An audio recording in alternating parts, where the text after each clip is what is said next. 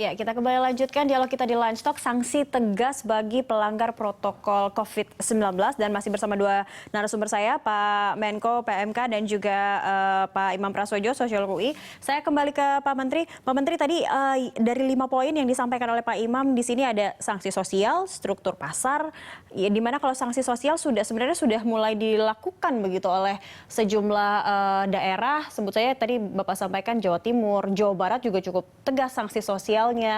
Kira-kira sanksi sosial apa lagi begitu Pak yang dibutuhkan, atau apakah hanya dibutuhkan sanksi sosial saja, atau seperti apa nanti yang akan dimasukkan ke dalam Inpres biar memang sanksinya ini tegas memberikan efek jera bagi para pelanggarnya?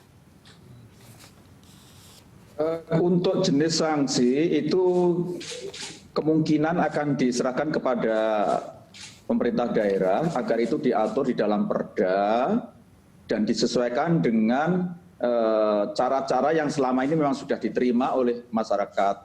Kemarin saya ke Papua misalnya, di sana pakai rotan, dipukuli bokongnya itu yang melakukan pelanggaran, dan itu di sana biasa.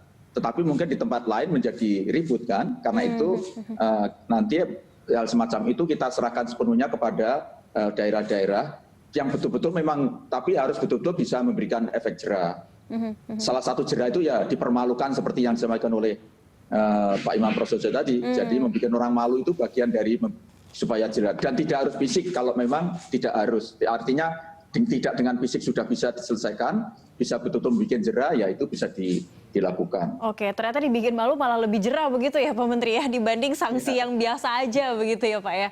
Tapi kalau tadi Pak Menteri juga katakan akan ada support dari TNI Polri juga. Ini artinya akan tetap persuasifkah atau ada level dari sanksi begitu saat seseorang atau kelompok masyarakat memang melanggar aturan ini nantinya Pak?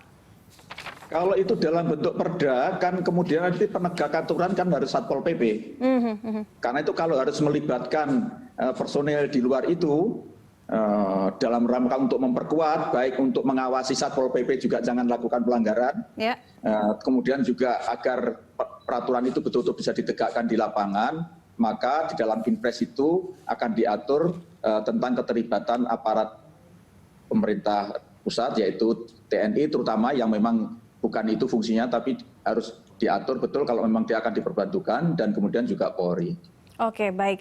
Dan kalau untuk sekolah juga ini jadi apa ya? Jadi concern masyarakat juga begitu Pak Menteri, karena mulai aktif ada tatap muka lagi kemarin karena ada masa pengenalan lingkungan sekolah begitu mulai 13 Juli.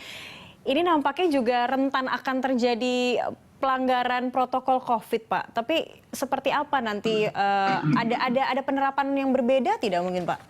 Kalau untuk mungkin di lingkungan sekolah. Begitu pengetatan PSBB, pengetatan itu dikurangi, ya, itu pasti konsekuensinya bisa jadi akan ada klaster baru. Ya, itu harus sudah kita hitung gitu. Karena itu apapun, tidak peduli sekolah, tidak peduli masjid, tidak peduli pasar atau mal, pokoknya yang bisa mengundang kerumunan dan dalam waktu yang cukup lama, seperti yang disampaikan oleh Pak Imam Prasojo tadi, harus ada SOP-nya, standar operasional prosedur yang di situ yang berlaku, dan juga pengetatan protokol. Setiap ada pengurangan pembatasan harus diperketat protokolnya. Itu sudah menjadi. Ya, baik. Kami mohon maaf pemirsa, ada gangguan teknis terhadap sambungan kami terhadap dua narasumber saya di studio. Kita jeda sejenak, kami akan segera kembali. Usai jeda.